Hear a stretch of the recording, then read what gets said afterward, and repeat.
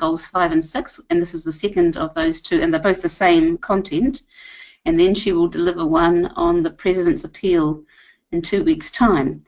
We're going to record what she says, and so there won't be any discussion until she's finished, and then I'll open up the process to people to put their hand up or write questions, and we'll try and manage the group. We've got 26 on the call, which is really good. We had 42 this morning, so we've managed to get quite a good number finding out about SDG 5 and 6. So, Marit, I will start the recording. Oh, I just started recording, I think. Okay, so I mean, it's very hard to be a co-organizer with Marit. She's so proactive. The floor is yours. The slides are yours. Okay. Take it away.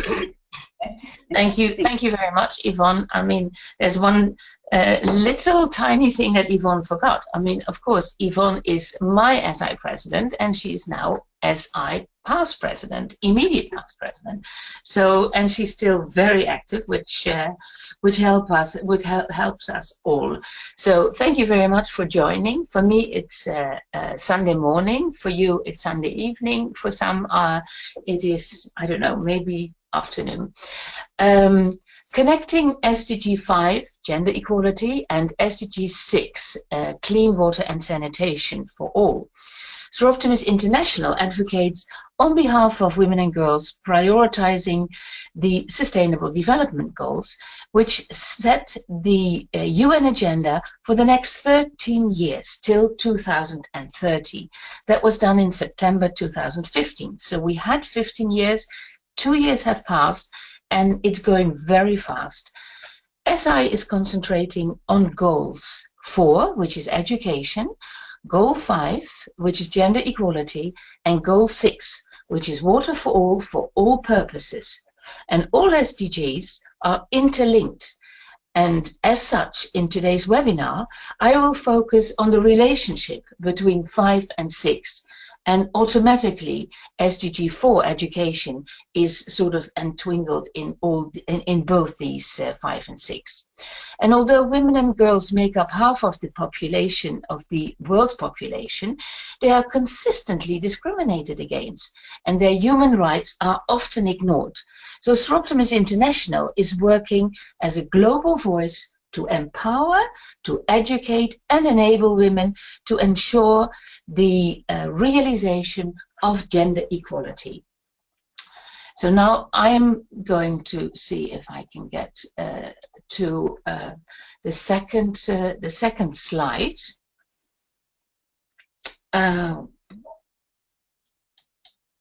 Yes.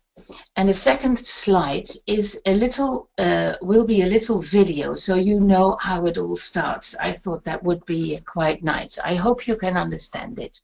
You can hear it.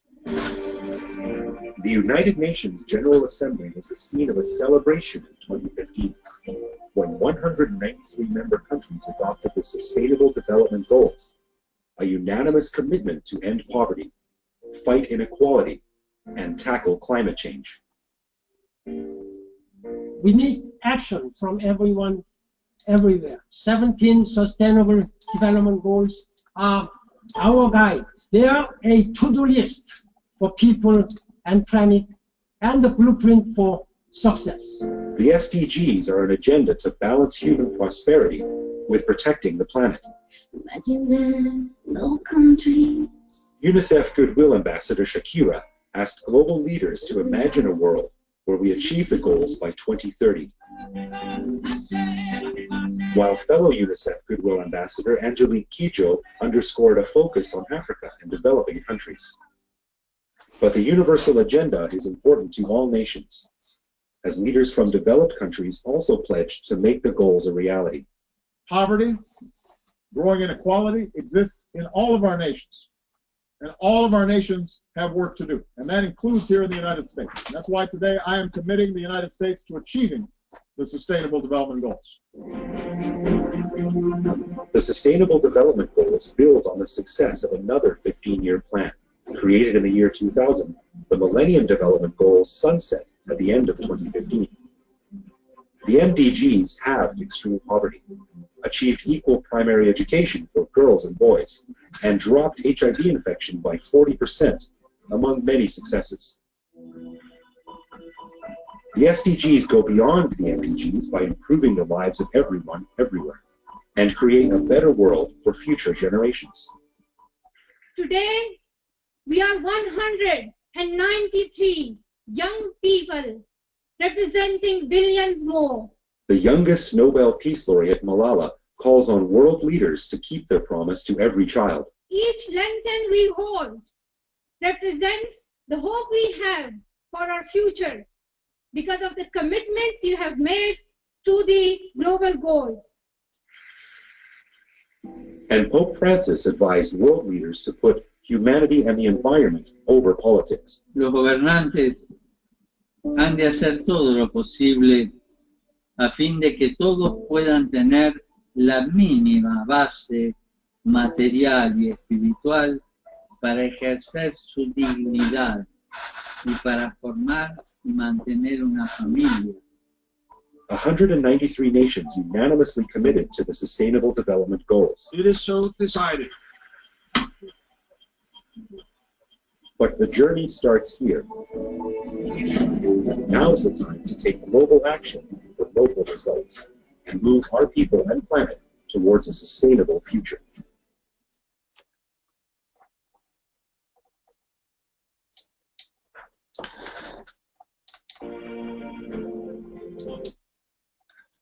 Okay, this was a little introduction on the sustainable development, and it shows that 193 countries unanimously agree to it.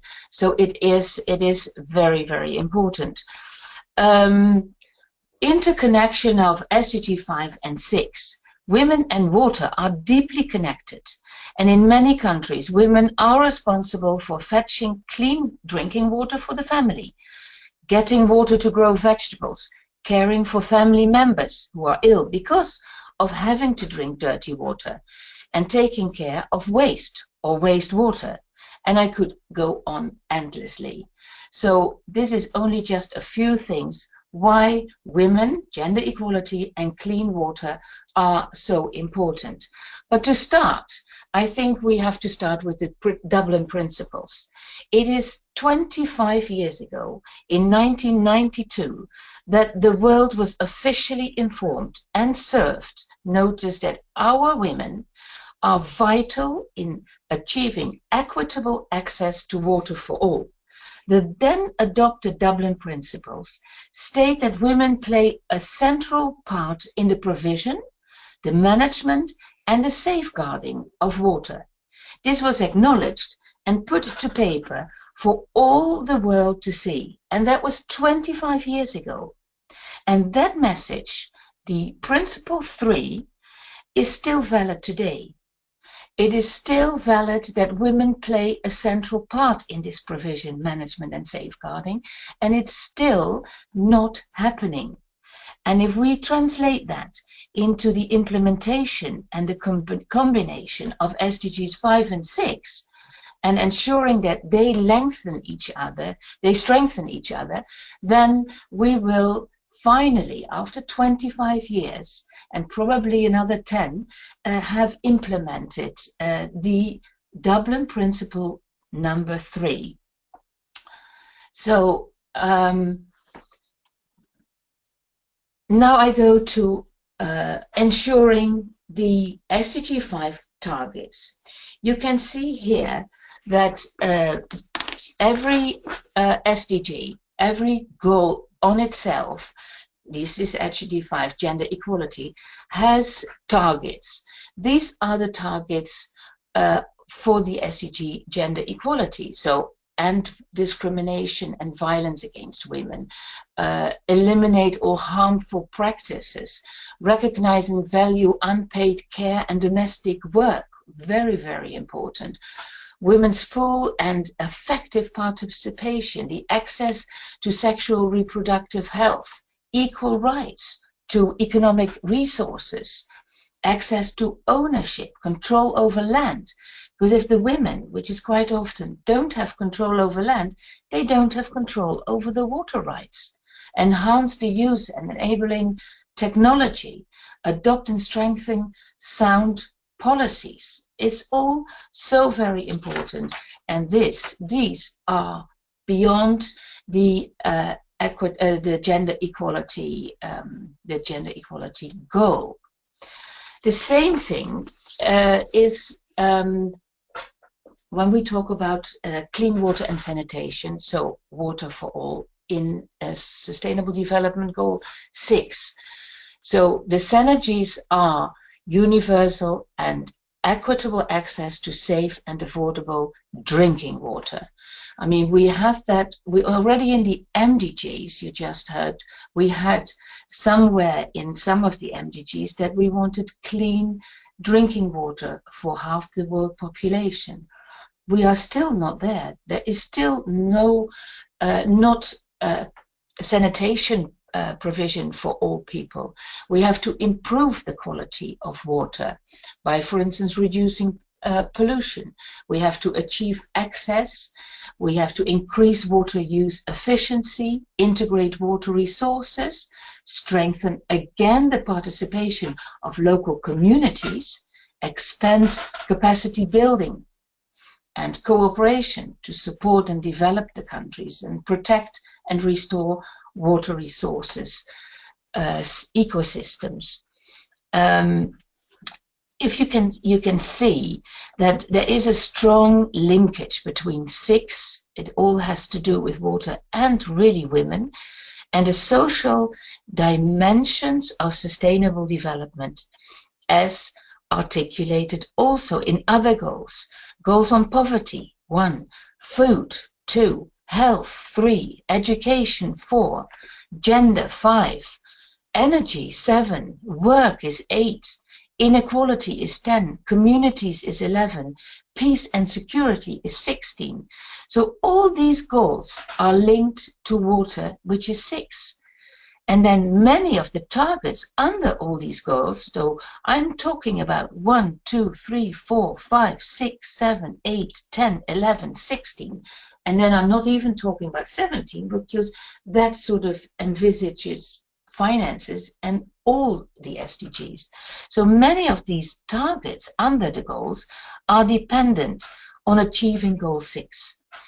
A human rights-based approach, including addressing the human rights to safe drinking water and sanitation. So 16 is sanitation, would underpin the 2030 agenda aim of leaving no one behind. We also say that the UN Women Organization says that, UN Water says that we shouldn't leave anyone behind, and also requires the implementation of Goal 6. There are there are strong synergies, and I already said that. So I can't really, I should really keep on saying all these goals are so interlinked, and 5 and 6 more than anything else. So the facts, water and energy, and why really is it an issue for women? I mean, the funny thing is that that water is a women's business until technology comes in. I mean, everyone talks about gender equality and water, women water, fetching water, and they say, oh yes, well, gender equality is a women issue, and water is a women issue. Access to water is an equality and equity issue. Women in many countries are the guardians of water resources. 663 million people live without access to safe water supply, and women and girls disproportionately are affected. Women play an important role in the preservation. I mean, I already said that probably too often. Women are the main users and controllers of water, and women produce between 60% And 80% of the food in most developing countries and are responsible for half of the world's food production. This has been researched by the FAO. I mean, these are big numbers. So although we all say, and the world says, and men say, it's a women's business, this water issue, but when we need access to technology, which is very, very necessary, it suddenly doesn't become our issue. No, it is a man's issue. Although more and more women have professional education in this field. Women are experts, professional, but are rarely consulted or in decision-making positions. Women hold positions where they can influence water reuse or use, work as healthcare workers, facility managers, educators, farmers. They manage and own businesses, mostly small businesses, but it is important. They are sensitive to impacts of waste and untreated used water, and they know and experience that they are impacted by water pollution. They pay far more attention to these issues. So it is, both these issues are women issues, and the world should know that. So now we go to and have a look at the grassroots, and where you can see that the grassroots are interlinked to 5 and 6 as well. Sorry, I have a sip of my cup of tea.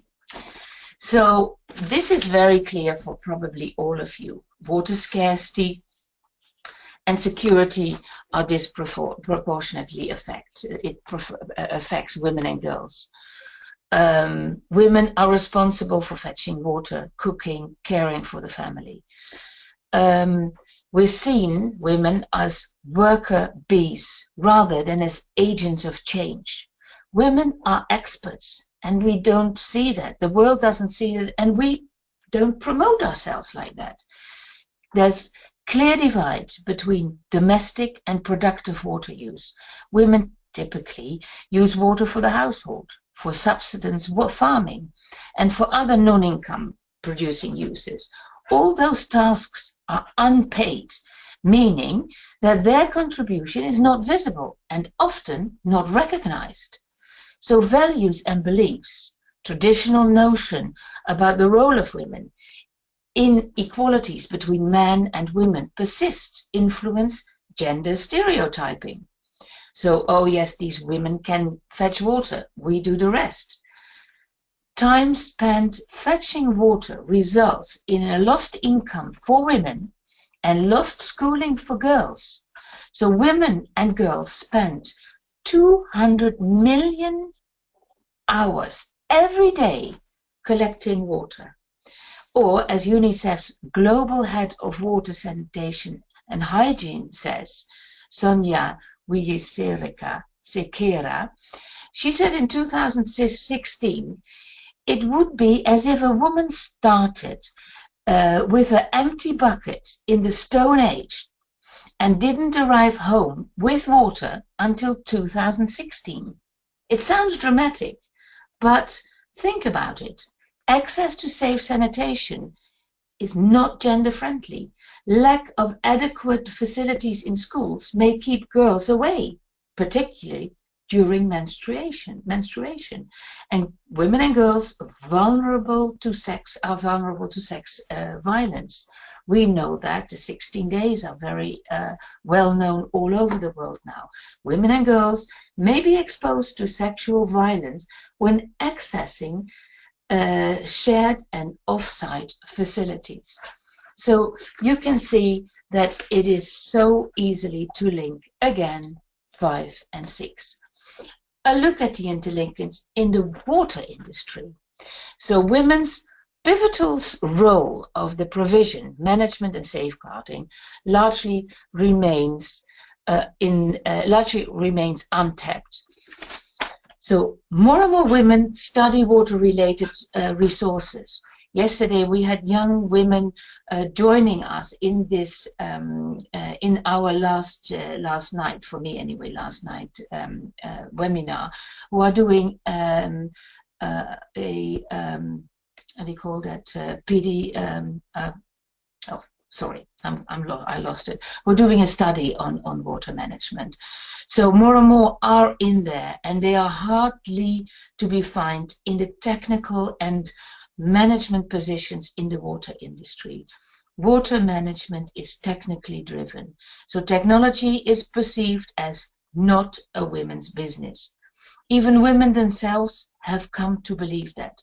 So despite their pivotal role in this vital, life-sustaining primary industry, they face a glass ceiling when it comes to active involvement in water management and access to vocational training and more. Whilst women are the main users of water, they are not equally represented in the water industry. I can tell you that women in water have less opportunity to advance to decision-making positions. Across the globe, there are millions of water-related jobs. And according to the last year's World Water Development Report, of the millions of water-related jobs worldwide, less than 17% of the positions are filled by women. Lack of female role models is one of the reasons. Without other female role models in the industry, women are less likely to put themselves forward for a position and are not inspired maybe to reach the top. Engineering culture. Even when women complete their engineering studies, the industry is still very male dominated, and it's quite daunting to women. And not only that, also to men. So they say, oh, well, you can't go into the field. It's too dangerous. There are no toilets. They don't have caps of their safety caps of their side. They have a size, I don't know, for us it will be 46 shoes, safety shoes. So women can't wear them. So dear, I think it's better when you go into administration. So it's all, we have to survive also stereotyping. So this is all gender equality in the water sector, and the solution to it. Well, the solution for us is empowerment and vocational training. Increase the availability of gender disaggregated data at all levels. Increased availability of sex and gender disaggregated data, looking at both the impacts of climate change as well as the impact of climate change policies and actions. Analysis should include data based on local and traditional knowledge, because women have traditional knowledge that could be used. I mean, we have to implement human rights through a gender lens, improve women in designing, implementing and evaluating programs, aim for 40% women in water governance bodies, because, and that is all to do again with this gender disaggregated data. It's fine if we have women in governance bodies, and that is quite often the case. But what we found out, quite often there are 30% women, but they are the 30% women who make the tea for the 30%, for the 70% men who make the decisions. So involve women also from the start, that if you have a big wheel to fetch water, women will design and women will think about the fact that we are a little bit smaller so that we can't reach. It has happened, it is still happening, that they have water wheels that are too high and women can't reach it. And of course, then it is useless to use. So ensure a gender balance in delegations, in boards, funding, very important to ensure women's participation in water-related meetings we always have to go to meetings on our own financial expenses.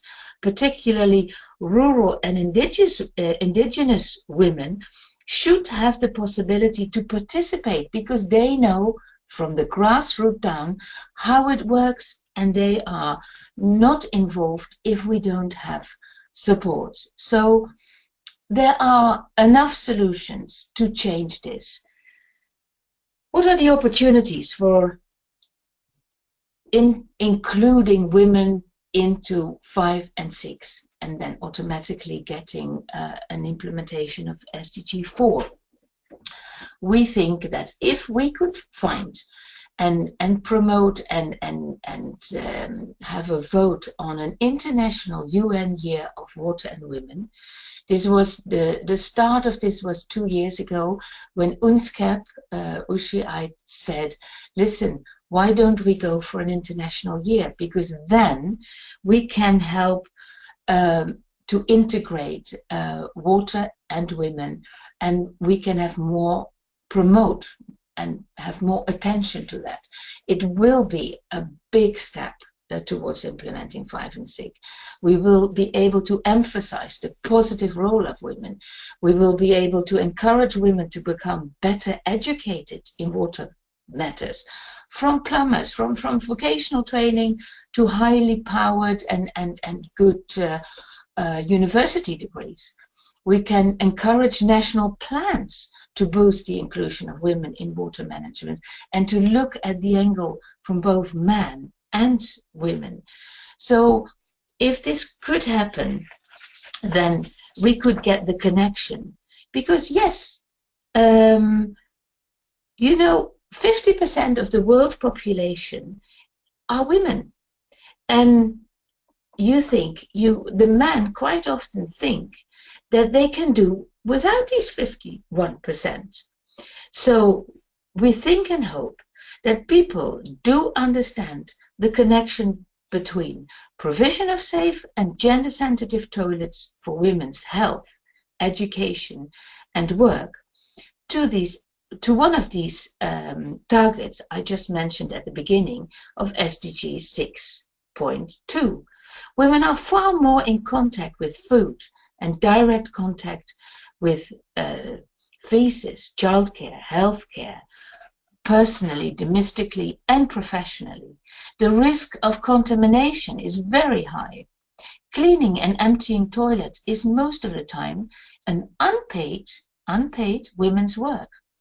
Growing amount of pesticides, hormones, medications, chemicals in wastewater, this can have very nasty longer-term effects on the health of people, but especially on women, both older and pregnant women. Think of the blue babies, the blue, we already have now, blue sheep, miscarriages. This may become an even bigger issue when considering reuse of used water, for instance, for agricultural purposes, exposing again mainly women working in agriculture, 70%, affecting food security when not done expertly. So this is why we need SDG 4, that we have to educate the women, that they realize that all these dangers are existing, and when they are better educated, they can implement them, learn that their daughters can be taught, and we will have not only an implementation of 5 and 6, but a safe implementation, because we have to get this 17% women working in the worldwide water sector to at least 40%.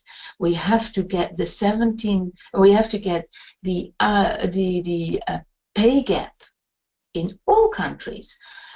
Even in the countries of the Western, well-economic developed countries, there is still at least a 17 to 18% pay gap between men and women, and worldwide this is 24% as an average. So we have to get rid of this, of these gender equal. There's no gender equal country that in the world. So if it's not done by women, who are going to do that? And we are trying to make a little change and a step forward in the next 2 years by trying to implement and make a big success of the President's appeal, which is women, water and leadership.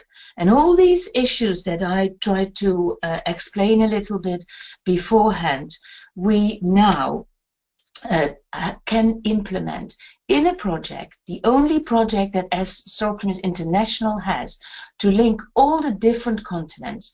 That's why we have projects in 5 continents. We already have it in Africa, which is one. We have one in Europe, which is Bulgaria. We have one in Malaysia, Asia, in Kuala Lumpur, or the area of in Malaysia itself. So, and we still need 2. We would love to have a project in South America, because also in South America there are huge issues. They just found out that we are going, because I've just been to the climate change, we are aiming at 3 degrees increase now of the temperature, which would mean that by 2060, which sounds really far away, but Shanghai, the whole delta of North Egypt, the whole coast of Florida, and far more islands would completely disappear into in the water. So we as women I think have to take action.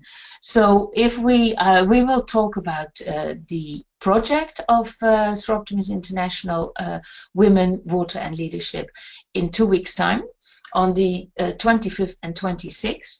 But I can tell you that we will focus on how women can play a stronger role in revitalizing the economy and society, specifically in the water sector.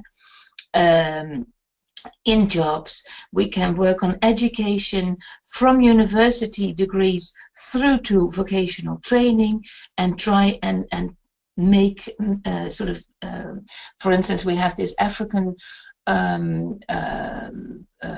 project where women, rural women, which is another issue that is going to be highlighted at the CSW in New York in March. So everything we do within SI is interlinked.